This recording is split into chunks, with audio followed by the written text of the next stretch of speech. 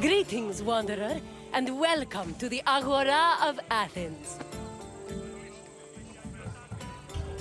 The Agora is the beating heart of any Greek city. It is a place where all types of people may gather, from citizens and foreigners to magistrates and philosophers. All manner of business is conducted here, including political meetings, legal proceedings, and trade. When you finish exploring, come find me, and we can talk more. See you soon, wanderer.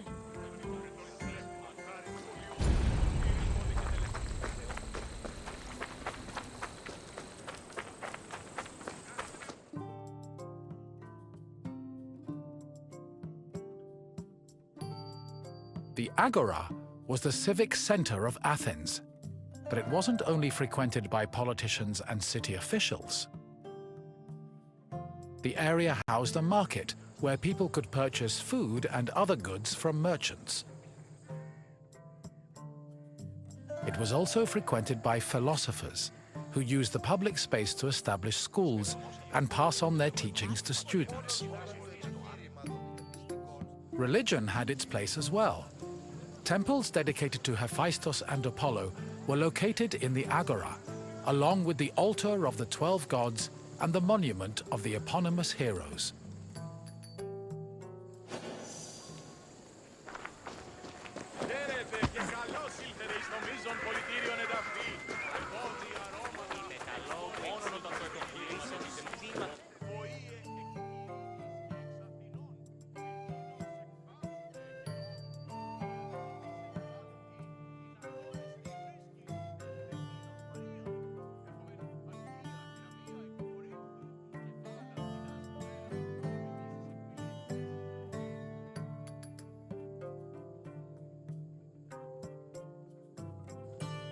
The painted stoa, or stoa poikile, derived its name from the panel paintings on its wall. The paintings were created in the 5th century BCE by famous artists like Polygnotus and depicted Greek military victories like the Battle of Marathon. The stoa served as a public meeting place for citizens, but it was especially popular with philosophers, who used the space to pass on their teachings. In 301 BCE, the philosopher Zeno of Kition chose the Stoa Poikile as the location for his school of philosophy, the appropriately dubbed Stoicism.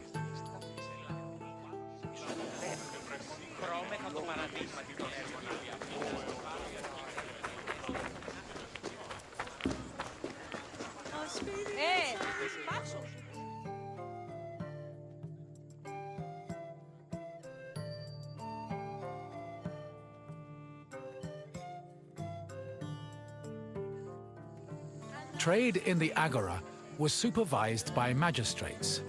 There were 5 agoranomoi, who kept order in the market, controlled the quality of goods, and collected market dues. This provided revenue to the city and helped pay the magistrates and those in charge of maintaining order. The market benefited everyone. Customers bought what they needed, merchants made their living, and city officials received the money they needed to keep the wheels of democracy turning.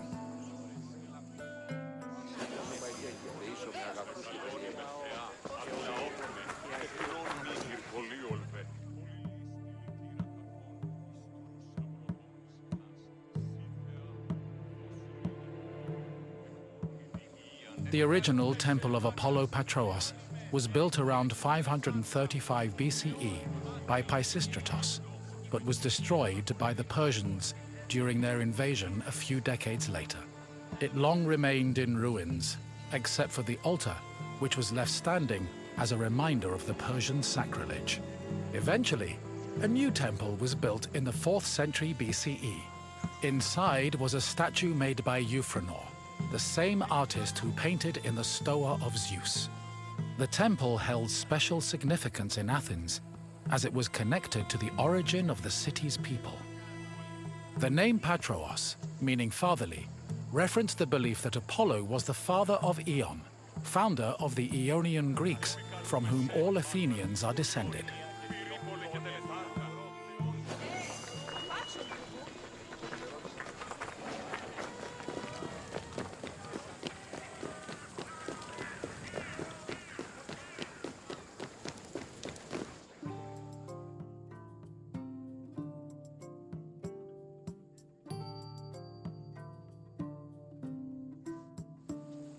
The Temple of Hephaestus overlooks the Agora from the Colonus Agoreus hill.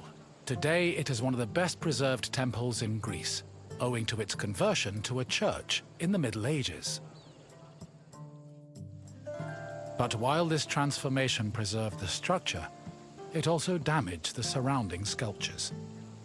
The temple was dedicated not only to Hephaestus, the god of metallurgy, but also to Athena Ergane, goddess of arts and crafts. Nearly every part of the Hephaestion was lavishly decorated with depictions of famous mythological events, like the labors of Theseus. The Theseus scenes gave the temple the nickname Thesion, a name that lives on today as a city district in Athens.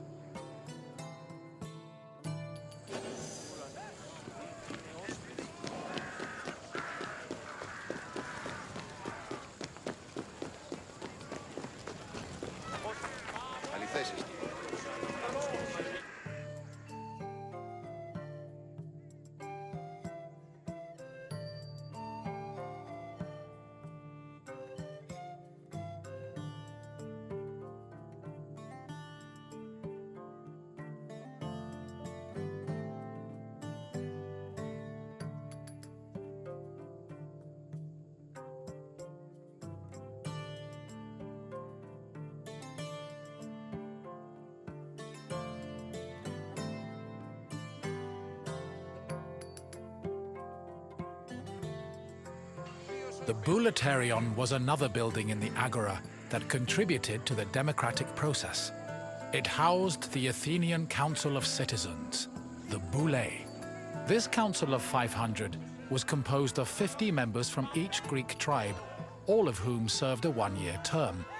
They were chosen by lot from among citizens over 30.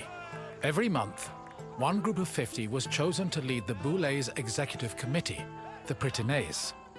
The Prytaneis met every day of the month and called meetings of the full council in the Boulaterion, where they spent their time discussing bills.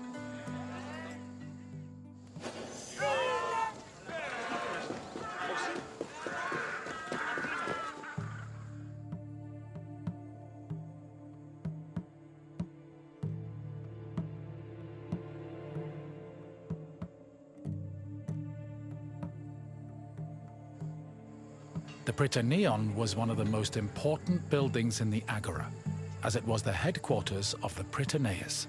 The Prytaneis was the executive committee of the Boulé, who ran the city's daily operations. The Prytaneis dined in the Prytaneon, and 17 of them slept on site to ensure there were always officials available to deal with emergencies. The Prytaneon also housed the official weights and measures of the city.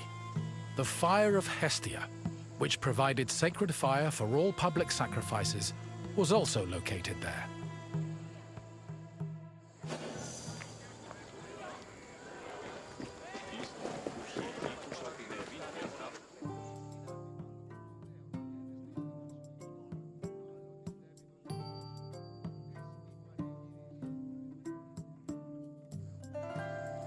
The Heliaia was the most important court in Athens, and was presided over by a group of judges called Heliasts. Judging was a regular part of an Athenian citizen's life, with trials happening almost every day. Heliasts were chosen randomly based on two factors. First, that they were on the official list of 6,000 potential Heliasts. Second, that they were present at court on the day of the trial. A stipend of 2 obols was established by Pericles to compensate for the loss of work while on Heliast duty, and also to encourage participation in the judiciary process.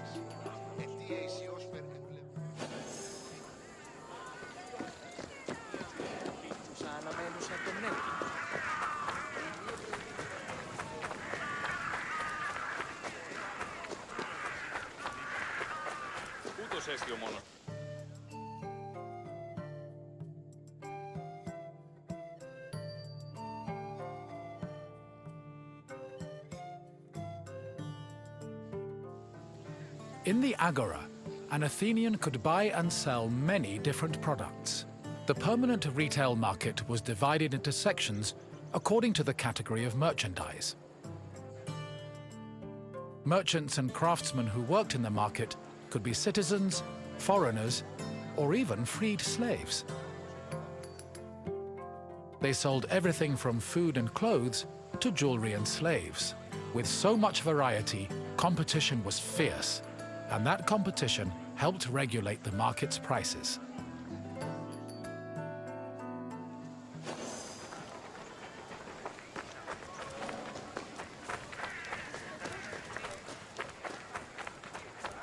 Ο της θαλάσσης πόλεμος επαξεί τα εμπορεύματα του είδους.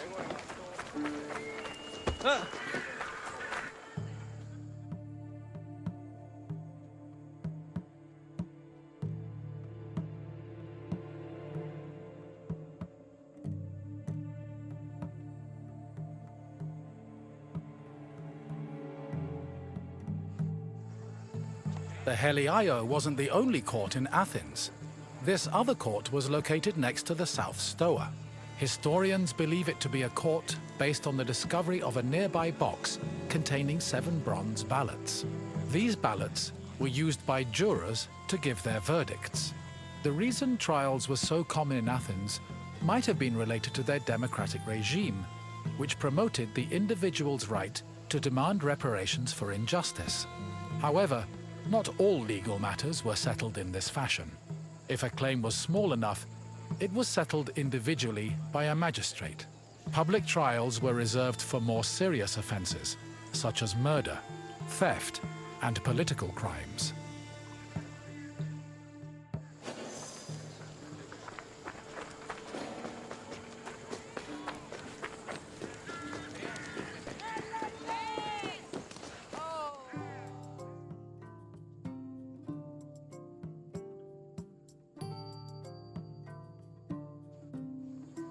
The mint was where the city made its coinage. It is believed that Athens' mint was in the city's agora, as modern excavations have turned up small disc-shaped pieces of metal used to make coins.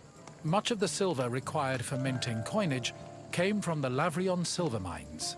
Athens was so dependent on the mines that when they lost them during the Peloponnesian War, the city was forced to melt down a gold statue of Athena to mint gold coins and avert a monetary crisis.